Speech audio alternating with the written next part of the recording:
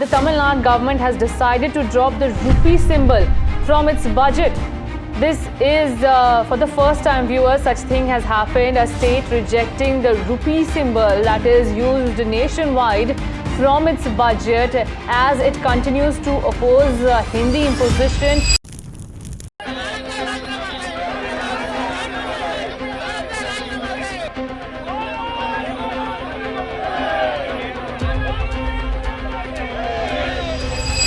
DMK chief and Tamil Nadu chief minister hosted an anti-delimitation meeting in Chennai today. Many opposition leaders were present at the meeting, but RSS and BJP have slammed the opposition over the delimitation debate. समय आ गया है तमिलनाडु में DMK की ये देश विरोधी और भ्रष्टाचारी सरकार को समाप्त करने की। आज हम बात करेंगे क्यों हो रहा है तमिलनाडु में रुपी सिंबल, हमारा इंडियन रुपी सिंबल का विरोध, और ऐसा क्या है जो तमिलनाडु की गवर्नमेंट छुपा रही है।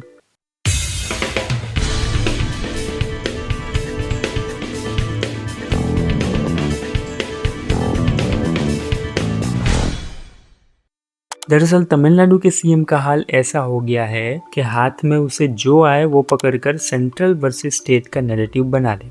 अब नया कांड ये किया इन्होंने कि हाल ही में तमिलनाडु स्टेट में बजट इंट्रोड्यूस करवाना था। अब बजट तो इंट्रोड्यूस करवा दिया, लेकिन उसमें ये नया कांड कर दिया कि हम लोग जो नेशनल इंडियन रुपी है वो यूज़ ना करके तमिल लैंग्वेज का लेटर यूज़ करेंगे।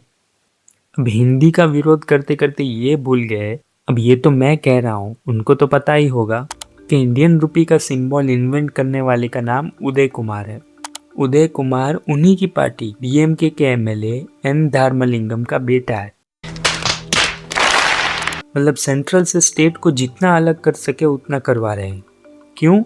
क्योंकि इन्हीं से उनकी पार्टी चलती है। उसके अलावा हिंदी का बेशुमार विरोध किया जा रहा है कि हम पे सेंट्रल गवर्नमेंट हिंदी थोप रही है, हम 3 लैंग्वेज पॉलिसी नहीं लागू करेंगे, सिर्फ 2 लैंग्वेज पॉलिसी ही लागू करेंगे। और उसका रीज़न ये बताया जा रहा है कि हमें Tamil culture and Tamil language को प्रिजर्व करना है। जब देश आज़ाद हुआ तब तमिल मीडियम में पढ़ने वाले बच्चों का परसेंटेज 90 to 95% था, इंग्लिश में पढ़ने वाले बच्चे 5% थे। वही आंकड़ा अब आकर 45 to 50% तमिल लैंग्वेज में पढ़ते हैं एंड 50 to 54% इंग्लिश लैंग्वेज में पढ़ते हैं।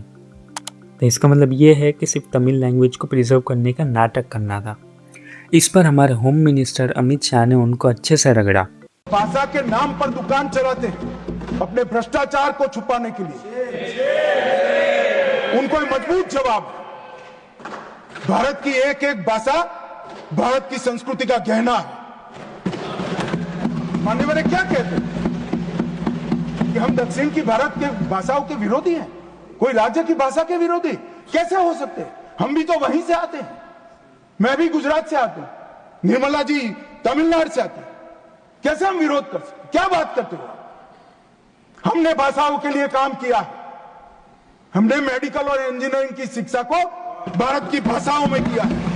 और मैं आज इस मंच पर से कहना चाहता हूं तमिलनाडु सरकार, 2 साल से हम कह रहे हैं आप में हिम्मत नहीं है मेडिकल और इंजीनियरिंग की शिक्षा को तमिल में अनुवादित करने की, क्योंकि आपके आर्थिक हित जुड़े हुए, आप ये नहीं कर सकते हो। मगर हमारी सरकार आएगी एनडीए की, हम मेडिकल और इंजीनियरिंग का कोर्स तमिल में तमिलनाडु में बनाएंगे। आने वाले भाषा के नाम पर जो जहर फैला रहे, मैं उनको कहना चाहता हूं कि हजारों किलोमीटर दूर की कोई भाषा आपको अच्छी लगती है और भारत की भाषा आपको अच्छी नहीं लगती। मैंने अपने पिछले वीडियो में भी कहा था कि न्यू एनईपी कहती है कि 1 regional language, English language and कोई भी इंडियन लैंग्वेज को लागू किया जाए। देखिए, इसका लोगों पर कोई असर भी नहीं हो रहा। हिंदी के विरोध में लोगों का मजूम निकलता था, वो आज ना के बराबर कोई भी लोग बाहर प्रोटेस्ट करने आ रहे हैं।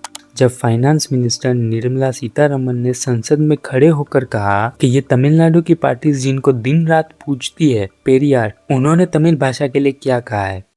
When a man repeatedly says Tamil is a barbaric language, Katumirandi Bhashai, look at the hypocrisy. They keep his photo in every room. I'm sure even in the parliament office of that party, his photo is there. They garland him and they worship him and they say he is the icon of Dravidian movement. But he said Tamil is Kattumirandi Bhashe. So, sir, I'm saying unbelievable that this person is worshipped. But our poor Dharmendra Pradhan just said, don't do uncivil protest. He is being accused. And if their love for Tamil is so much, how can they worship somebody who said Tamil is a Kattumirandi Bhasha? इतना सब कुछ हो जाने के बाद भी अगर लोग बाहर नहीं आ रहे हैं तो उनको साफ पता चल रहा है कि कौन सच है और कौन झूठ। नहीं तो इससे पहले का टाइम याद करिए जब लोग तमिल अस्मिता के खिलाफ, तमिल भाषा के खिलाफ एक शब्द भी नहीं सुनते थे। आज के दिन में सिर्फ सन्नाटा है। अगला मुद्दा इन्होंने उठाया डीलिमिटेशन का। अब डीलिमिटेशन क्या है? सरल भाषा में कहूँ तो डीलिमिटेशन मतलब लोकसभा एवं विधानसभा की सीट्स बढ़ना। अब जाहिर सी बात है कि पॉपुलेशन बढ़ेगी तो सीट्स भी बढ़ेगी। अब जिस स्टेट की पॉपुलेशन ज़्यादा बढ़ी है वहाँ पे सीट ज़्यादा होगी। अब जिस स्टेट की पॉपुलेशन किसी और स्टेट के पॉपुलेशन की कंपैरिजन में कम बढ़ी है वहाँ पे सीट्स कम बढ़ेगी। इनका कहना है कि सेंट्रल की सारी चीज़ें हमने इम्प्लीमेंट की, उससे हमने साउथ की पॉपुलेशन को कंट्रोल किया एंड नॉर्थ स्टेट्स ने नहीं किया, इसलिए उनकी पॉपुलेशन ज़्यादा है। बात सही है, लेकिन ये डीलिमिटेशन कौन करवाता है? डीलिमिटेशन का जिम्मा डीलिमिटेशन कमीशन का है। उसमें होते हैं रिटायर्ड CGI और उसमें ना ही स्टेट गवर्नमेंट और सेंट्रल गवर्नमेंट का कोई दखल होता है। एंड हमारे होम मिनिस्टर ने खुद तमिलनाडु जाकर ये कहा है कि हम साउथ की एक भी सीट कम नहीं होने देंगे। आज ही एक मीटिंग करने जा रहे हैं कि डीलिमिटेशन में हम साउथ को अन्याय नहीं होने देंगे। श्रीमान स्टालिन जी, मोदी सरकार ने लोकसभा में स्पष्ट किया है कि डीलिमिटेशन के बाद प्रोरेटा के हिसाब से दक्षिण के एक भी राज्य का एक भी सीट कम नहीं होगा। हालांकि अभी डीलिमिटेशन में काफ़ी टाइम है, अभी जनगणना होगी, उसके बाद लगभग 2028 या 29 तक तो भूल ही जाओ। लेकिन अभी ये मुद्दा क्यों? क्योंकि तमिलनाडु का इलेक्शन नेक्स्ट ईयर है, इसलिए।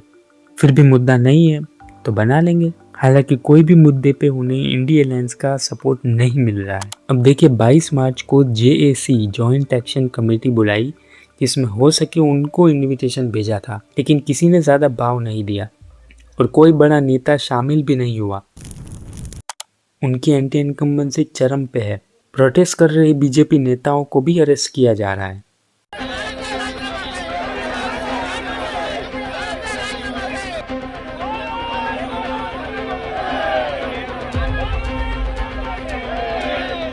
आप कमेंट्स में बताइए कि आपके व्यूज क्या है। जय हिंद, वंदे मातरम।